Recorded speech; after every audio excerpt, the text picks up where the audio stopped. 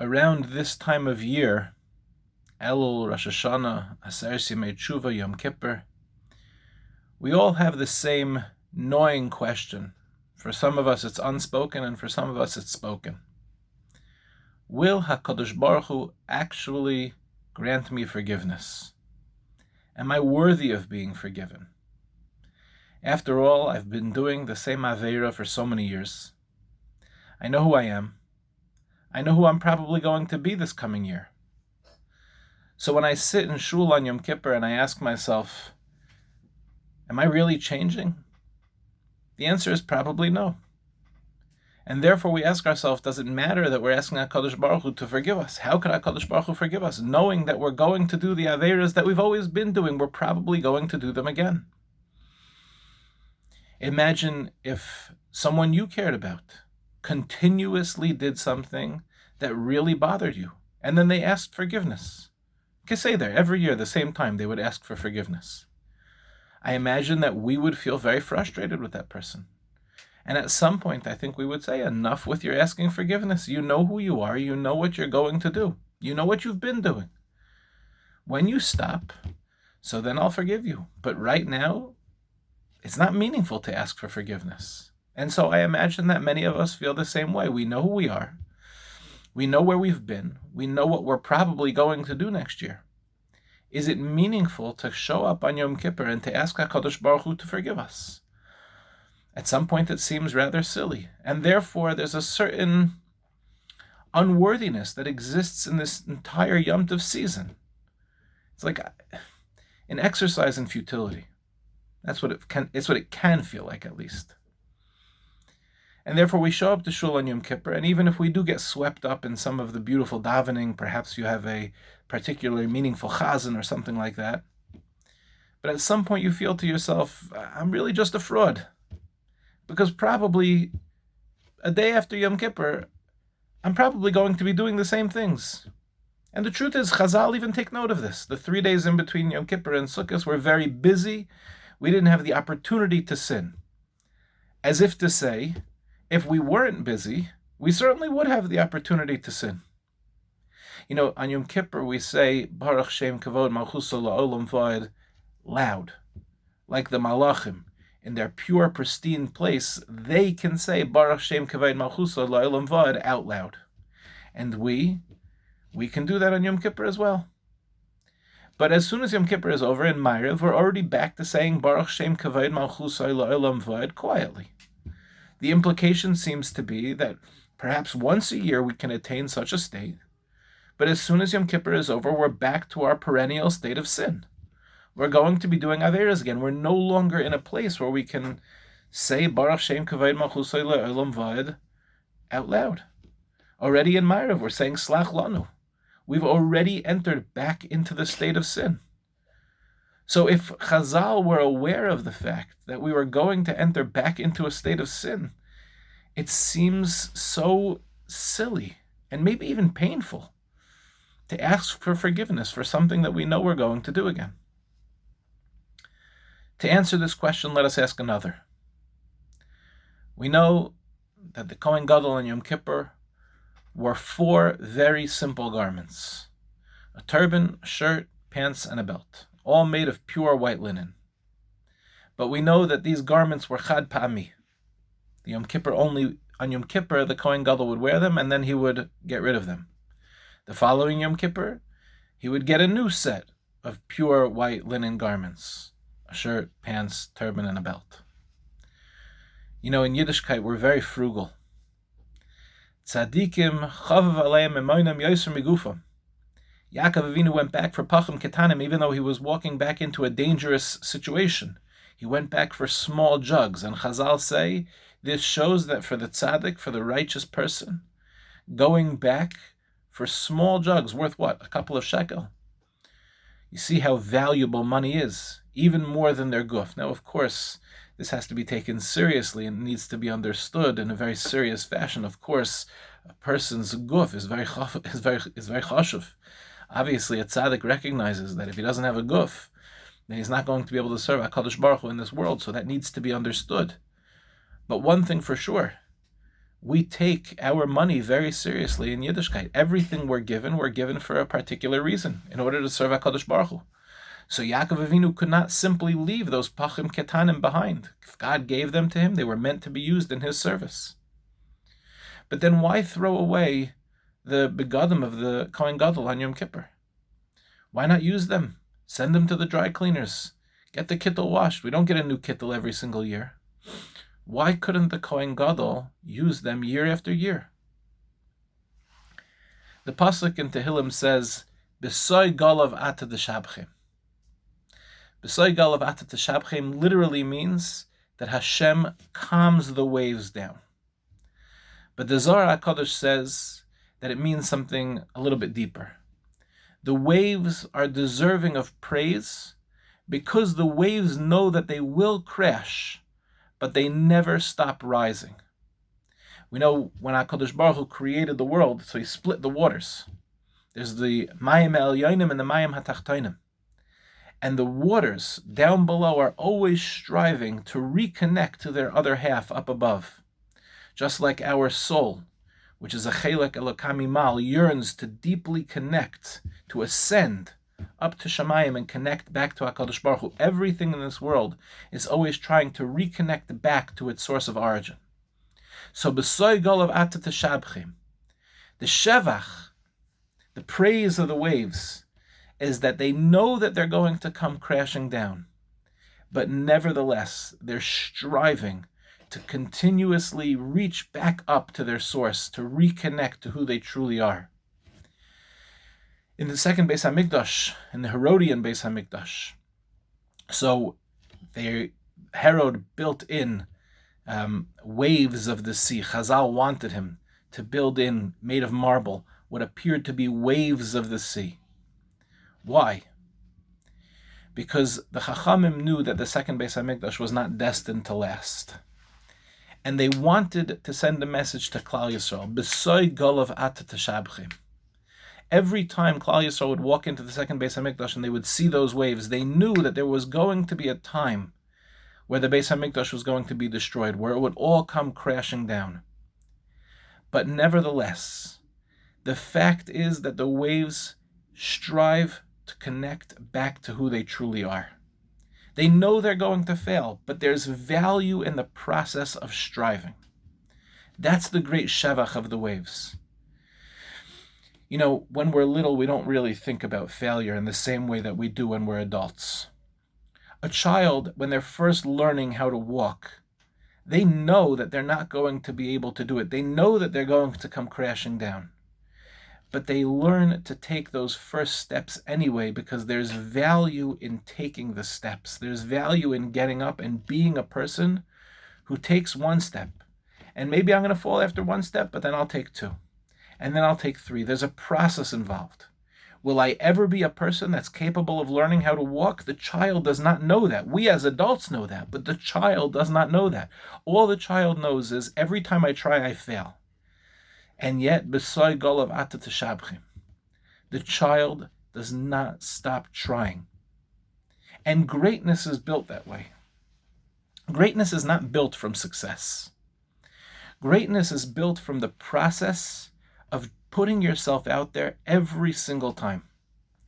You know, there was an NBA player, it's not the time to get into the details, but there was an NBA player this past week who hit a very big shot at the buzzer. He had a 3-point shot to win the game. And afterwards, they were interviewing one of his teammates. And they said, wasn't that an incredible shot? And this teammate, who happens to be a superstar basketball player himself, he said a fascinating thing. He said, it's true that he made the shot, but that's not what made it great. What made it great was the fact that he put himself in a position to take the shot, and that he took the shot with confidence, and that he was willing to live with whatever the outcome was. Sometimes you hit and sometimes you miss. But greatness is putting yourself in a position to take that shot and being willing to live with failure. And it was such a mind-blowing like paradigm shift for me watching him say that, because you know we often think of like greatness as he made that shot and katnus as he missed that shot, but it's not true. Greatness is that he was willing to be on the floor with the whole world watching, that he got the ball and with 2 seconds left, he was willing to take that shot, knowing that the next day's headlines might have been that he had the opportunity to win the game and he missed that shot. And he was willing to live with that outcome. He was willing to live with the failure. And that's what makes him great. How many of us don't take our shot because the next day we're going to be thinking about the fact that we're a failure? I'll tell you the truth. Many years ago, it's going back a long time ago already, wow. I think it was 16, 17 years ago already. I tried to start a camp. I had a great novel idea in camping. It was a quasi-day camp and a quasi-sleepaway camp. I was really excited for this idea. And there was a camp that I had already been working with. We were going to make it a division of that camp. We took out ad space. It was on the back of Mishpacha magazine. It was like everybody knew about this idea. And it was my name on the cover. It was my name on the ad. I'm going to be running this camp. And it failed miserably. And I think like maybe 5 or 6 people signed up before we shut it down. And it was a tremendous busha. And I felt really foolish. And people would come over to me, sometimes even months later, they would come to me and they would say, how's that camp going? Did it start? Did it not start? I was like, it didn't work out in the end. And every time somebody asked me, it was such an embarrassment. It was like, I shot and I missed. And it took me a very long time to recover from that. And looking back on it now, was it a failure? It definitely was a failure. But I learned something very important from that lesson. And that was, it's okay to shoot and miss. Because if you keep shooting, you will hit. But you got to be willing to put yourself out there. Be the person you want to be. Sometimes you'll swing and miss, and sometimes you'll hit, but that's not what makes you great. What makes you great is the fact that you put yourself out there to begin with. My camp didn't work. It didn't. It was a public humiliation of the highest order. But it was also okay. Putting yourself out there is what makes it special. In the end, I'm probably the only person that remembers this camp. There's probably less than 10 people that really, like, in their mind would even reference it. It was such a small blip on the radar. But for me, it's like this huge deal. Still, even now, all these years later, it was my first really big failure. But I learned so much from it. Putting yourself out there means you're destined to learn. When we think about our own avodas Hashem, so often we frame it as failure or success. My goal was to learn X amount of hours this year, and I missed. I didn't do it. My goal was to make a certain amount of minyanim. My goal was to abstain from doing certain averos, and yet here we are a year later. We're in Yomim Noram, and can we honestly say that we've achieved that goal? Can we honestly say that we've done that? And perhaps the answer for some of us is we've made incremental success, and that's great. If you've done that, that's amazing. I venture to say that so many of us feel like, no, I haven't. And maybe even I've given up on having goals because it's just like, is this really who I am? Like I've sort of given in to that Yetzer Hara of, I can't possibly do this. There's not really even value in trying anymore. The Alter Rebbe speaks about this in Tanya, that if a person considers themselves a Rasha, at some point they just say to themselves, I guess I'm a Rasha. And then doing an Aveira becomes not such a big deal. And I venture to say there are some of us out there that are like that. That we ask ourselves like, okay, maybe this is just my Aveira, and like it's just not a big deal anymore. And the reason we've come to that conclusion is because we have such a false paradigm of what success looks like. Success is not, did I do more or less? Did I do less Averas than I'm successful? Did I do more mitzvos than I'm successful? It's not what it is. Of course, there's value in doing less Averos and there's value in doing more mitzvos. I don't mean to minimize the accomplishment. But let's frame it in its truest sense. Success is not about doing. Success is about being. Success is about putting yourself out there to be in the game. And hopefully if you're in the game, you'll do better. But if you take that shot and you miss, at least you had the courage to be in the game. At least you had the courage to put yourself out there knowing that it's very likely, it's very possible that you're not going to succeed in terms of hitting that shot. Maybe you won't do more mitzvos, but at least you had the courage to say, I'm in. And it takes a lot of courage. It takes a lot of courage to say over the next 20, 30, 40, 50 years of my life, Come what may, as I get busy with life, in business, and I get busy with my family, with my community, all amazing things, but perhaps there are going to be times that I lose focus. It takes a lot of courage to say, okay, I'm going to renew myself and I'm going to go back in. That's a very hard thing to do, especially when you know that you're going to fail. But it's not truly failure. Success is being in the game. And that was the message that Chazal were telling Klal Yisrael. The Beis HaMikdash will be destroyed. But that doesn't mean that the show is over. Adrabah. That means that it's just begun. Now there's a new phase. Can you continue to put yourself out there in that new phase? And maybe that's why the Kohen Gadol needs to wear new clothing every single year. It's not because those clothing weren't good anymore. We could have easily sent them to the dry cleaners and gotten them washed. But it's because on the following year, Yom Kippur, the Kohen Gadol was not the same person. His clothing needed to reflect that newness, that revitalization. A year ago, I wasn't the same person that I am today, just by virtue of being in the game. It doesn't necessarily mean that you did better or worse in terms of outcome. But if you're in the game, you're changing. If you're in the game, you're growing. That's a guarantee. Just by being a part of HaKadosh Baruch Hu's world, it means you're doing something different than you did before. And perhaps we can suggest that this is why HaKadosh Baruch Hu is willing to forgive us every year on Yom Kippur. We think about it as if somebody continuously did something to me that irked me, I would never forgive them. And eventually, if they stopped irking me, maybe I'd forgive them. But knowing that they're going to do it and still asking me for forgiveness, what a chutzpah.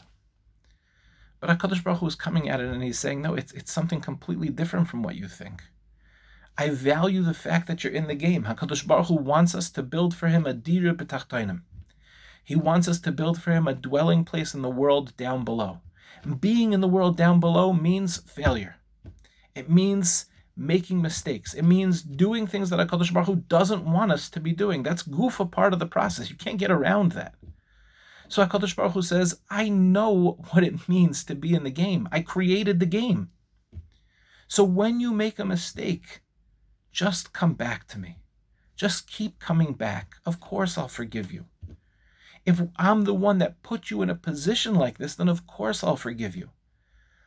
And with that in mind, a person could say, wow, if HaKadosh Baruch Hu understands me, if he has compassion for me, even when I feel so disconnected from my true self, if HaKadosh Baruch Hu is saying to me, you're okay, then maybe that gives us the courage to stay in the game and do it a little bit better. Maybe that gives us the courage to say, if I am worthy of HaKadosh Baruch Hu's love, regardless of my mitzvos and my averos, then maybe I can actually put myself out there. So why do we keep coming back to HaKadosh Baruch Hu on Yom Kippur and asking for forgiveness? Because there's something about us that's so deeply connected to our source in Shamayim that we can't stop coming back, even if we're so removed. You know, when I was growing up, we had these Russians that would come to the Young Israel Far Rockaway, and we would only see them Rosh Hashanah Yom Kippur. And I remember that one of my friends, we were very young, it was totally inappropriate, but I remember that my friend asked this Russian kid, he's like, why do you bother coming like twice a year? You know, why do you bother coming Rosh Hashanah Yom Kippur? You're not here the entire year. And I remember this Russian kid got so angry and he said, what, I'm less Jewish than you? And we were young. I couldn't have been more than 10 years old. But I remember that story so well. Yeah, he came on Rosh Hashanah Yom Kippur. I don't know if he ever became an Orthodox Jew, but I'm hopeful that he still comes to shul on Rosh Hashanah Yom Kippur because he wasn't less Jewish than we were. He just wanted to be there.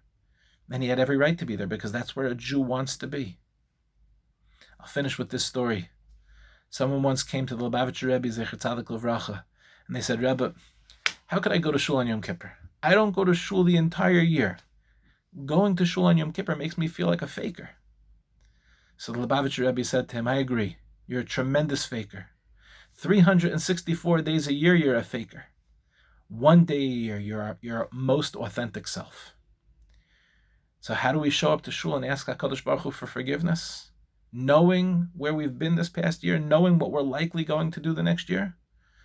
Because HaKadosh Baruch Hu says, keep returning to yourself. Keep coming back to me. Keep trying to find your source in Shamayim. if you stay in the game, you will see you will be renewed, and therefore you will be forgiven. Have a meaningful Yom Kippur.